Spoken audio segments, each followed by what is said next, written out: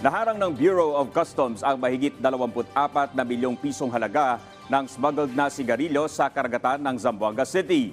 423 kahon ng sigarilyo ang nakuha sa isang demotor na bangka habang naglalayag sa karagatang bahagi ng Barangay Sinunok at galing umano ng Holo, Sulu. Walang naipakitang dokumento ang mga tauhan ng bangka para patunayang legal ang ibinabiyahe nilang produkto. Agad kinumpiska ang mga sigarilyo maging ang bangka dahil sa paglabag sa Customs Modernization and Tariff Act at Tobacco Exportation and Importation Rules and Regulations.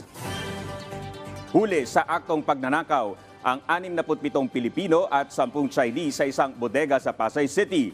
Ayon sa Bureau of Customs, nakatanggap sila ng tip na tinatangay ang mga produkto sa warehouse na ipinasara nila dahil sa pag-iimbak ng mga pekeng branded na damit, sapatos at bags. Dinatna ng BOC at iba pang law enforcers ang mga suspect habang sinisira ang seal ng BOC sa bodega.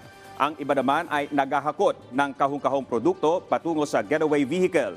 Sa dami ng mga nahuli, pansamantala silang nakadetain sa loob ng warehouse habang tinatapos ang investigasyon. At yan ang mga balita sa oras na ito. Para sa iba pang updates, i-like at i-follow kami sa aming Facebook at Twitter sa @PTVPH. Ako po si Dominic Albilor. Magandang umaga.